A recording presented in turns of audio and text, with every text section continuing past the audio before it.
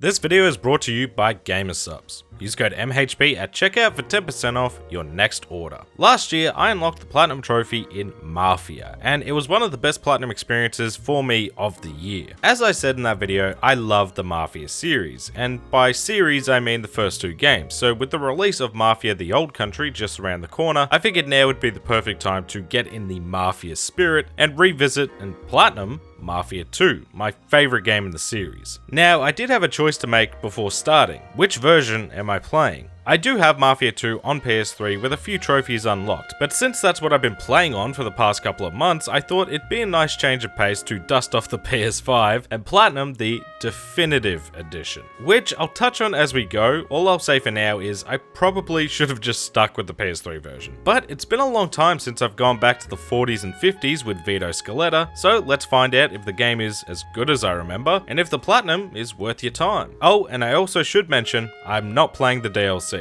They are not worth your time as is, let alone for trophies. As always, if you do end up enjoying the content and want to see more like it, like the video, leave a comment below if you think I should platinum Mafia 3 as well, subscribe, and it's been a while, but I'm also going to plug my Twitch channel where I'll be live each day for the month of August for plenty of platinum grabbing goodness. Just like the first Mafia, in order to grab Mafia 2's platinum, we'll need to beat the game on the hardest difficulty. Hard. This isn't on the same level as classic difficulty from the first game though, where the police are more vigilant, the cars are harder to control, and there's no classic race moment that makes you want to pull your hair out. Really, this difficulty isn't that bad, you just have a lot less health. The hard part is the checkpoints are very strangely placed, and that can make dying super frustrating. Now granted, it's not restart the whole mission type of brutal, but some are a long ways apart, and when the enemy count starts rising, so does that death count. So we need to deal with that. But if we want to avoid playing through the game twice, we also need to be on the lookout for, well, I'll be honest, some collectibles with a bit of incentive for once in the 50 Playboy magazines. These are only found in the missions. Not that there's a free roam portion of the game, but these are found along the way in the chapters, so it's best to pick them up as you go rather than replay levels. So get a guide ready, a hand free, and let's start this game. Mafia 2 begins in 1943 as we're introduced to our protagonist, Vito Scaletta, who immigrated to Empire Bay from Sicily when he was a kid. Vito ended up getting in some trouble while robbing a store with his buddy Joe Barbaro, who managed to escape. So wanting to avoid prison time, Vito opts to join the US Army, and that's where we begin the game, on a deployment in Sicily. This mission is always a trip for a game called Mafia. Reminds me of a similar mission in Splinter Cell Conviction when the game goes full third-person shooter. Anyway, things go awry as Vito and his fellow soldiers get overrun, only to be saved at the final minute by Don Carlo, who orders the Italian soldiers to stand down and surrender. Viva la Resistenza. We then skip to 1945 as Vito is sent back to Empire Bay and reunites with his buddy Joe, who has now upped his criminal status and joined the Clementi crime family. Joe gets us in touch with people who can supply counterfeit discharge papers so we can avoid heading back to the war, and with that good news we head back home. Unfortunately, this is where Vito learns that his father, who passed away, left Vito's mother and sister in debt to a loan shark, $2 grand in debt, and he wants it ASAP or the loan goes up. Big brother. So we need money quickly, which isn't going to happen by doing what our mother wants and getting a job at the docks. So we head over to Joe's, along the way helping this lady fix her car. A real gentleman. Grabbing our first collectible in Joe's apartment. Collector's item. And Joe introduces us to Mike Brewski, who will give us some cash in exchange for stolen cars. So we steal a car, upgrade the engine. Tuned ride. Upgrade one of your cars, one level. And complete our first job for Mike. Back in business. Home sweet home. Vito's mother begs him to go interview at the docks, so we head down and meet Derek Pappalardo, and he gets us working on loading crates for some chump change. That wasn't going to cut it, and since we know Joe, we get a new high-paying job, bullying dock workers. He who pays the barber. Thankfully, we don't spend much time with old Derek and instead team up with Joe again, who introduces us to Henry Tomasino, a Clemente made man. Henry gives us a job to test our skills, stealing ration gas stamps. This has two missable trophies we'll need to be on the lookout for. First, we need to steal the stamps without setting off the alarm. Not too bad, there's only 3 guards we need to take care of, we just need to make sure we turn off the safe alarm. The professional. So we get the stamps, but the problem is they expire today. So we need to make a mad dash to sell them around town before midnight, which is where the next trophy comes into play. We need to sell them to 6 stations before midnight. This isn't easy. The time ticks down quickly, so you do need to pre-plan which stations to go to. Thankfully, the internet exists, so just do what I did and follow this image and you'll get it done no problem. Mailman. Alright, that's not too bad. I remember that being so stressful back in the day for whatever reason, I do not know. Later that same evening. When did this pop?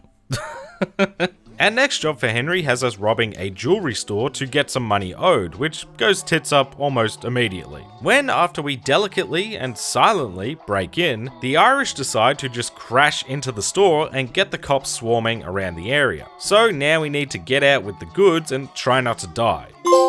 Night shift. Before heading to the next mission, we made sure to show some loser how to properly treat a lady.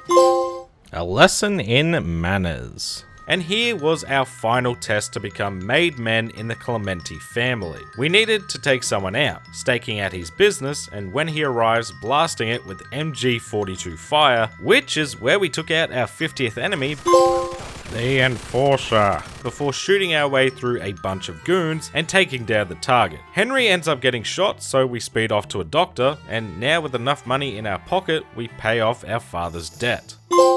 Good spirits. Unfortunately, one of those gas station attendants snitched on Vito for stealing the ration stamps, and we ended up getting 10 years in prison for our trouble. In prison, we befriend an older man, Leo Galante, a high-ranking Mafia person, advisor of Don Frank Vinci, and he helps us survive in here. But we get more bad news as Vito's mother is sick, and while his sister is visiting the prison to ask for help, she ends up passing away, and all of Vito's money he had hoped to keep her well goes to the funeral costs instead.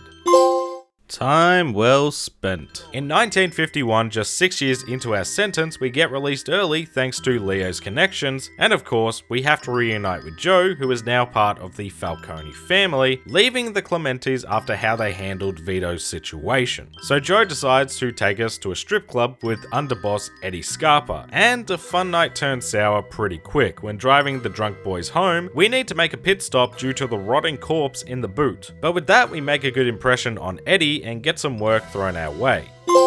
Last respects. Getting woken up by Joe to help him offload some cigarettes, which is where we end up tangling with the greasers. They burn down our truck, Joe takes out their leader, it goes pear-shaped pretty quickly, and Eddie's not happy that we lost his truck, wanting to be reimbursed before we get paid. But first, time to wipe out the greasers to avoid any more problems, and then we can steal their hot rods and sell them to Derek, to make up for the truck costs.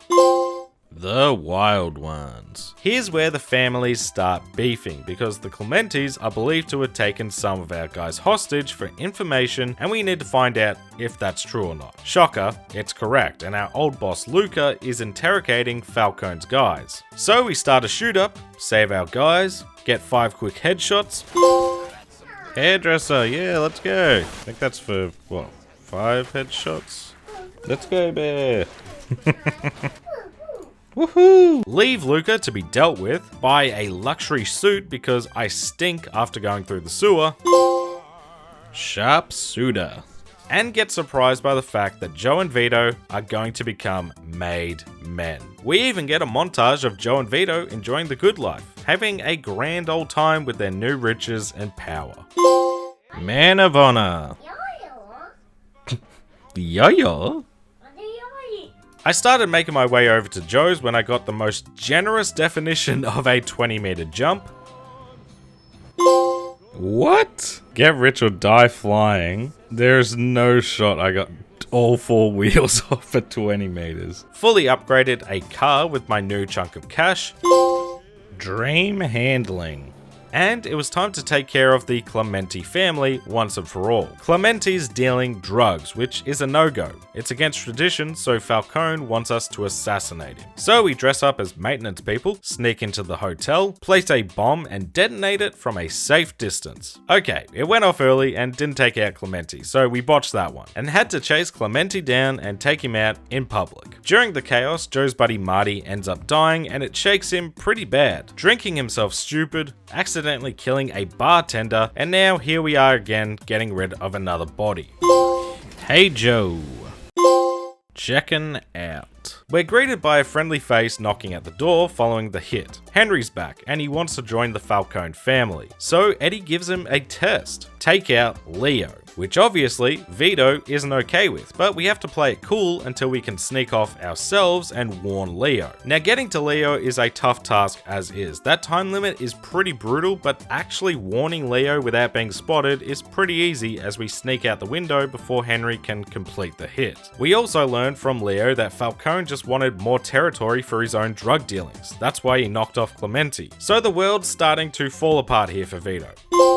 Wake up call. Alright, that's the missable. We haven't had a missable in a while. Anyway, we escape with Leo and get him to leave the city. We head home, try and get some sleep, but the Irish burn down our house and almost us as well. So with Joe's help, we finally take care of the Irish for good. End of the rainbow. Settle the score with the Irish once and for all, and I died. Our good friend. Getting close to the end now. Despite not killing Leo, Falcone lets Henry into the family, and it's here Joe, Vito, and Henry get into the drug business themselves, which Vito takes because he has no money or house anymore. So we get a hefty loan out from a loan shark, buy the drugs from the triads, and of course the deal goes pear-shaped and we have to fight our way out, but we get the goods and start dealing. Chasing the dragon. It doesn't take long for Falcone to find out and want a piece of the action, but before we can talk to Henry about next steps, he's killed brutally by the triads and all our money is gone. So Joe and Vito go on the warpath, taking out as many of the triads as possible. We don't have our money anymore though, and the loan shark still wants a large sum of cash, so now it's back to odd jobs to raise the money. Chop chop. First job... taking out Tommy Angelo. God, this one hurts every time. The Mafia never forgets. After that's done, Joe and Vito split up, so we head down to the docks to see if Derek needs any help. Which, of course, the workers think they have rights, and that's not okay. So we go down to bully some more people for him, except this time, we learn that Derek actually ordered our dad's death. And so this quickly turns to, okay, Derek must die, and we'll just steal all of his money. Oh, thank God. Out for justice. What a terrible checkpoint that is. Needing a few more grand, so just going to Mike's to crush some more cars, getting to 5 total. Proper scrapper. The problem is, Joe's been kidnapped and we're not far behind as the Vinci family isn't happy with the new war between us and the Triads. Joe and Vito manage to escape and pay back the loan shark, and with that, it is on to the final chapter. Men at work. I feel like some of these seem a bit delayed, but as long as they pop, I don't care. Falcone is trying to set up a hit on us, and we get confronted by Leo, who's returned and berates us for causing so much of a mess. It's here we confirm that Henry was a rat, and Falcone wants us dead for vouching for him. But Leo is grateful for Vito saving him earlier, so he returned the favor. All we need to do is kill Falcone. This is probably the hardest section in the game on hard, as the checkpoints are pretty rough and don't leave much room for error. But little by little, we make our way through the goons and confront Falcone, only to get held up by Joe, who Falcone has offered basically a Leo-like role in the family. Joe ends up refusing, the two team up and take out Falcone, which is where I grab my final Playboy. I don't know how this is going to work. I guess I'm just going to have to really quickly try and get out of this, but the final Playboy magazine. Ladies man, I did it! Leo congratulates us, but reveals Joe wasn't a part of their deal for immunity, and we end the game not knowing what the hell awaits Joe in the other car. Unlocking trophies for beating the game on medium difficulty, and beating the game on hard. Alright, tough nut, what's that for? Finishing the story on hard difficulty. Made man. It's for finishing the story on medium. Finish him for finishing the story And I think that's it. As you can see by the trophy tally, we only had 10 trophies left, including the platinum to grab after the story was all said and done, and most trophies were things we could complete very quickly. But once again, there's no free roam portion of Mafia 2, so we need to pick a chapter and just ignore the story. I personally chose chapter 10 because it's a nice sunny day and we have a stack of cash if need be. First was to simply drive around for 5 minutes and keep the speedometer above 30 miles per hour the whole time, which, as long as you stick to the highways, is pretty simple. Let's go, cruise control. Then it was down to the docks because we needed to get 30 melee kills, and by the end of the story, I'd only managed 13. The reason we go down to the docks is because even though they're civilians, they do also count as enemies. I guess because we're buddy-buddy with Derek, I don't know. Which, side note, the hand-to-hand combat is actually good fun, and on hard it can be really tense. Let's go, Knucklehead. Alright, that's 30 melee kills. Then, since I was in the neighborhood, I thought we'd also knock out the trophy for selling 5 cars to Derek, which is a little trickier than Mike because Derek is very particular. He only wants top tier cars, which obviously are hard to find. The best way I got to spawn these cars was this car park, and if there wasn't one of these cars there, just drive down the road and come back to reset them until you get what you want. Exporter. Nice. Then I went on to driving 30 different cars, which was easier in the definitive edition due to the DLC cars in our garage. This is surely, so I was going to say, I haven't driven this Simpson-ass car. Petrolhead. And finally, in terms of vehicles, I just got into the fastest car I had, found a straight road and got the speedometer over 125 miles per hour. Let's go, pedal to the metal! Now it was time for our criminal side to come out, starting with maintaining a 4-star chase and surviving for 10 minutes, which is made stupidly easy if you find one of these armored trucks and just park somewhere that the police can't shoot at you head on or try to pull you out of the car. Yay, hard to kill, there we go. Ugh, that trophy's just boring. The hardest part is getting this bloody van. And then we had 5 minutes to rob 5 stores, which is pretty easy if you don't try and do anything stupid with the police nearby. Crazy, right? Let's go, stuck up. That's not too bad. But that was all the easy stuff, and up to that point, despite the definitive edition's problems with constant pop-in, weird visual glitches, sound glitches, frame drops, Mafia 2 is so good, I still had a blast. Until we got to the wanted posters. On the PS3 version of Mafia 2, there's 159 wanted posters. A hefty amount as is. So, the definitive edition decided to add another 30 to that for the fun of it. These suck. They are worthless collectibles that just exist to exist. And I don't have an issue if that's what a collectible is necessarily, but why then say this collectible sucks and you have to collect almost 200 of them and waste hours and hours of the player's time? It's a serious dampener on the whole experience. Thankfully, only one is placed on a really annoying spot that requires jumping cars, but still just a boring way to spend the last few hours with this game when on top of that, I also needed to just mindlessly drive around in one car to get a total of 50 miles in one vehicle. Just a shocking way to finish what is a great game, not the best version of a great game, but a great game nonetheless. There we go, card sharp. The wanted posters, god damn they suck. Why is there so many of them? Yes, one careful owner, holy moly. Platinum trophy! And that is Mafia 2 Definitive Edition done. So would I recommend you play in Platinum Mafia 2? Yeah, I would, but not as enthusiastically as I thought going in. I loved revisiting Mafia 2. I hadn't played it in at least a decade and it still holds up really well. The story, the characters, the world are all great and it just feels like a classic Mafia tale, which I always enjoy, and for most of this Platinum experience, I had a blast with the game. Unfortunately, the Definitive Edition is a big problem. It's a complete rush job with no real care or love put into it, and as a result, it hurts the overall product, not to mention, again, the collectible grind is just miserable. Mafia 2 was always a game I regarded as the best in the series. That's not the case anymore. I think the Mafia remake is, and that's because the poor performance on the PS4 version and just playing Mafia 2 again as an adult. Mafia had a bit more focus. Mafia 2 goes from World War II to jumping between crime families and going to prison. It's a great story, but the focus on a singular family and group of characters I do prefer in the first game. But still, if you enjoy Mafia or haven't played the series, I'd say the first two are must-experience games, and despite some disappointments, Mafia 2 is still a game I think is wholeheartedly underrated. Thank you so much for watching. If you made it this far into the video, make sure to leave a comment with "Time for the Old Country" to let me know that you made it to the end. If you enjoyed it, don't forget to like and subscribe. Leave a comment below and let me know which Mafia game is your favorite, and if you're excited for the new game to drop. Make sure to go and check out my Twitch channel as well. I'm streaming every day for the month of August, so come hang out. Shout out to the channel members for that extra level of support, and special thanks to members of the Bear Club: Scott Unwin, Steel Vanguard, A It's Grey J, Dark Wolf, Zafado, Lug Knights, Golden Sparrow, Lord Alex, Kuzma, Jarvis McGee, Gene T. Papi, and One Wonder Hit. Thank you all, and I'll catch you in the next one.